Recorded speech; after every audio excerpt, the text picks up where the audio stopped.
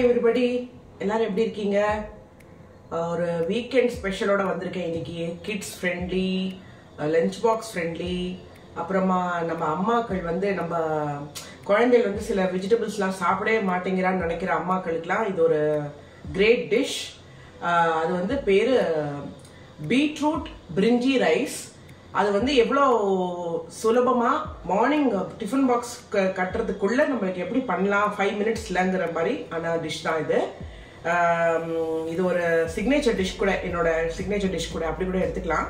Because எப்படிலாம் குழந்தைங்களுக்கு goodness நம்ம எடுத்துன்னு போகணும், அதே டைம் அவளுக்கு பிடிச்ச மாதிரி இருக்கணுங்கிறதுனால தான் அப்படி டிஸ்கவர் பண்ணி கொண்டு வந்த டிஷ் தான் இன்னைக்கு. அது பேர் பீட்ரூட் பிரிஞ்சி ரைஸ். ஆட்டில் வச்சுங்கிற பொருள் வச்சே பண்ணிடலாம், ஒன்றும் பெருசாக வெளியிலேருந்து தேவையில்லை ஒன்றும். அது எப்படி பண்ணுறது அப்படின்னு பார்க்கலாம். அது பண்ணும் போதே நான் என்னெல்லாம் அதுக்கு இன்கிரீடியன்ஸ் தேவைங்கிறத வரிசையாக சொல்லிட்டே வரேன், வித் அளவோட சொல்கிறேன். அது எப்படி, லெட்ஸ் கெட் ஸ்டார்டட். இப்போ பாருங்க, நம்ம இன்னைக்கு ஆட்டில் ஏற்கனவே வெடிச்சு வச்ச சாதத்தில் தான் நம்ம பண்ண போகிறோம். அதனால நீங்கள் நார்மல் கடாயிலே பண்ணலாம். நீங்கள் சாதத்தை பண்ணுறதுக்கு ஒரு 10 நிமிஷம் முன்னாடி சாதத்தை வெடிச்சுட்டோ அதை நீங்கள் எடுத்து ஒரு பவுலில் பரத்தி வச்சுருங்கோ. ஸோ தட் அது உதிராக வெடிக்கிற ஆகிடும். இதுக்கு நான் ஒரு 2 table spoon of refined oil ஊற்றுறேன். இதுக்கு நெய் கூட நீங்கள் ஊற்றிக்கலாம். குழந்தைகள் பட்சத்தில் நீங்கள் நெய் அண்ட் ரிஃபைண்ட் ஆயில் கலந்து கூட ஊற்றிக்கலாம். இது கொஞ்சம் எண்ணெய் சூடான அப்புறம் ஐம் ஆடிங் 1 பிரிஞ்சி இலை, ஒரு அந்த கடல் பாசி இந்த பூ, ஒரு பீஸ் பட்டை அண்ட் 2 கிராம்பு அண்ட் 1 ஏலக்காய். இது பிரிஞ்சி ரைஸு.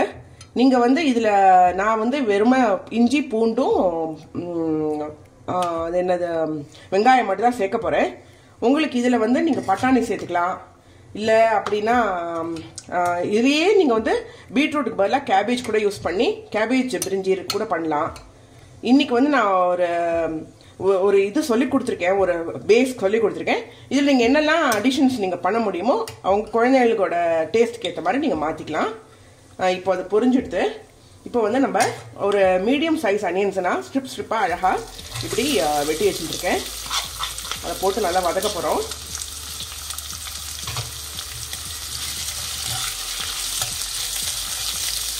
நான் இன்னைக்கு என்ன பண்ண போறேன்னா, அரைக்க போறது இல்லை இஞ்சி பூண்டெல்லாம், ஐ மீன் பச்சை மிளகாலாம். இன்னைக்கு காரம் வெறும் அதுக்கு பச்சை மிளகா மட்டும்தான். அதனால நான் பச்சை மிளகாவையும் பூண்டையும் நல்லா நெசுக்கிட்டு தான் அதில் போட போகிறேன். இன்னைக்கு நான் புதினாவும் எடுத்துகிட்டு இருக்கேன், கொஞ்சம் கொத்தமல்லியும் எடுத்துகிட்டு இருக்கேன். அதெல்லாம் அவளோட சாய்ஸு. ஆனால் இதெல்லாம் போட்டெல்லாம் நல்லா இருக்கும்.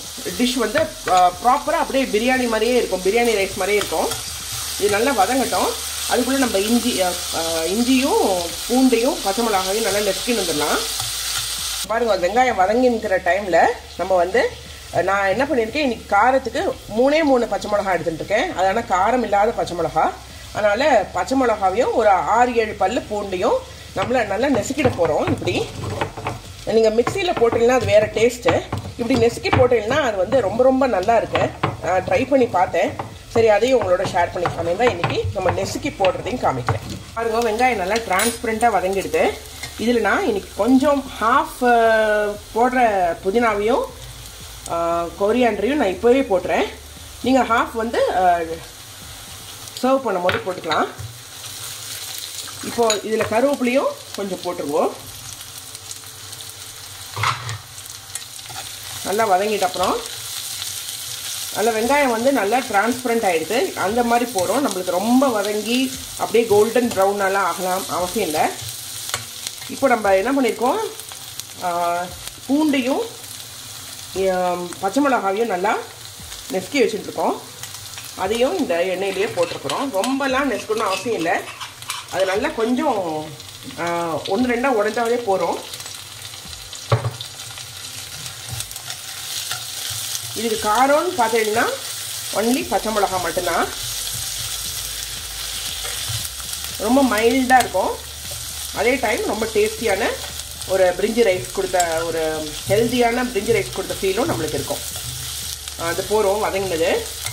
இப்போ நீங்கள் பீட்ரூட்டை நான் என்ன பண்ணியிருக்கேன், இன்றைக்கி 150 grams ஆஃப் பீட்ரூட்டை நல்லா குட்டி குட்டி க்யூப்ஸ் மாதிரி இந்த மாதிரி க்யூப்ஸாக நறுக்கி வச்சுட்டுருக்கேன். அதையும் இதில் போட்டுருங்க. நம்ம இலுமிச்சட்டியில் தான் பண்ண போகிறோம், அதனால் அது கொஞ்சம் தண்ணி ஊற்ற போகிறதில்ல. பிகாஸ் சாதமும் ஏற்கனவே நம்ம வடித்து வச்சிட்டோம் இல்லையா, அதனால் நம்ம வந்து இந்த உப்பு அந்த வெங்காயத்தோட தண்ணியில் தான் இது நல்லா வதங்க போகிறது. எக்ஸ்ட்ரா தண்ணி ஊற்ற மாட்டோம். மூடி வச்சு நம்ம வதக்கினா ஒரு செகண்டில் வதங்கிடும். அதனால உங்களுக்கு சின்னதாக நறுக்க சொன்னேன் பீட்ரூட்டை. இப்போது இந்த ஸ்டேஜில் நம்மளுக்கு அது தேவையான ட்ரை மசாலாஸ்லாம் போட்டுடலாம். இன்றைக்கி நான் ஒரு 3/4 ஸ்பூன் ஆஃப் கரம் மசாலா போடுறேன். அப்புறம் கொஞ்சம் பிஞ்ச் ஆஃப் ஹல்தி இது டர்மரிக். அப்புறம் இந்த டிஷ்ஷுக்கு தேவையான உப்பு. கல் உப்பு போடாதீங்க, பிகாஸ் நம்ம தண்ணி ஊற்ற போதில்லை. அதனால் நான் இன்றைக்கி 1.25 டீஸ்பூனும் உப்பு போட்டிருக்கேன். இன்றைக்கி ஒரு 200 grams ஆஃப் சாதத்தை நான் அடித்து வச்சுட்டுருக்கேன். அதுக்கு தான் இந்த அளவுலாம் சொல்கிறேன். இப்போது இது நல்லா வதங்கணும், தண்ணி ஊற்ற வேண்டாம். ஒரு லிட் போட்டு ஃபுல் சிம்மில் ஒரு 5 minutes மூடி வச்சுருங்க. ஸோ தட் அந்த மசாலாஸோடு சேர்ந்து அந்த பீட்ரூட்டும் நம்மளுக்கு நல்லா வதங்கி வெந்துடும்.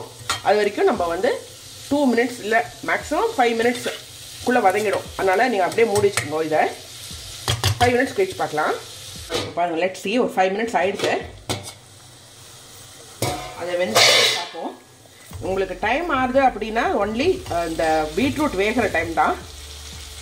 ஓ, சூப்பராக வெந்துடுது. அதனால் தான் உங்களுக்கு சின்ன சின்னதாக நறுக்க சொன்னேன். இந்த பாருங்க, நல்லா சூப்பராக வெந்துடுது.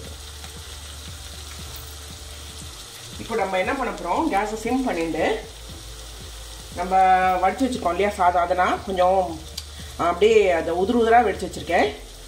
நார்மல் ஆட்டில் சாப்பிட்ற அரிசி தான். நீங்கள் இதுக்காக பிரிஞ்சி ரைஸோ இல்லைனா ஜீரக சம்பா அப்படிலாம் போடணுன்னு அவசியம் இல்லை. இப்போ நான் என்ன பண்ண போகிறேன், இதில் லெட்ஸ் ஆட் தட் வடித்த சாதத்தை. எல்லா மசாலாவும் போட்டாச்சு, உப்புலேருந்து எல்லாம் போட்டாச்சு. ஒரு கலந்த சாதம் ஸ்டைல், பட் பிரிஞ்சி ரைஸை நம்ம ஹெல்த்தியாக பண்ணி கொடுத்த ஒரு திருப்தி கிடைக்கும் நம்மளுக்கு.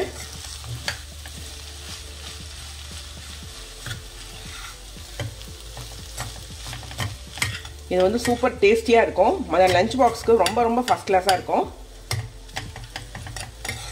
சப்போஸ் பீட்ரூட் பிடிக்காத குழந்தைங்களுக்குனா நீங்கள் என்ன பண்ணுங்க,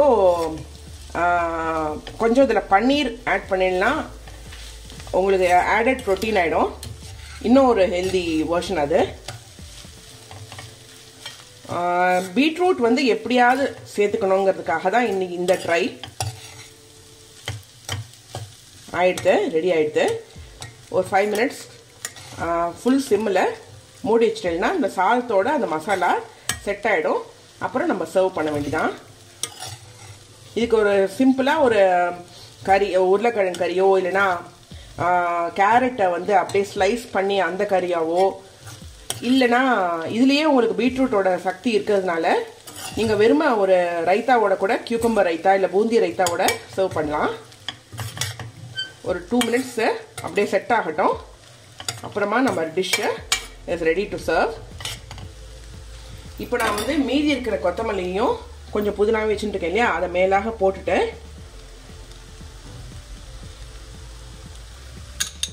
இதுக்கு நெய் தேவையில்லை. நீங்கள் ஊற்றுறதா இருந்தால் நீங்கள் அந்த தாளிச்சு கொட்டும் போதே ஊற்றிண்டா ஓகே. அப்புறமா திருப்பியும் எந்த ஒரு விதமான நெய்யோ எண்ணெயோ நீங்கள் ஊற்ற வேண்டாம். ஆசம் பிரிஞ்சி, பீட்ரூட் பிரிஞ்சி ரைஸ் ரெடி ஆகிடுது. எல்லாரும் ஆட்டில் ட்ரை பண்ணி பாருங்க. எப்படி இருக்குங்க ஃபீட்பேக்கை கண்டிப்பாக எங்களுக்கு கமெண்ட் பண்ணுங்க. எங்கள் சேனலை சப்ஸ்கிரைப் பண்ணவாளுக்கு ரொம்ப ரொம்ப தேங்க்ஸ். உங்கள் ஃப்ரெண்ட்ஸ்கிட்டையும் ஃபேமிலிக்கிட்டையும் ஷேர் பண்ணுங்க. எங்கள் பேஜை சப்ஸ்கிரைப் பண்ணாதவா பண்ணுங்க ப்ளீஸ். சப்ஸ்கிரைப் பண்ணாமே நிறைய பேர் பார்த்துட்டுருக்கேன். அப்புறமா எங்களுக்கு உங்களோட சப்போர்ட் ரொம்ப தேவை. Meet you with another dish. Bye bye.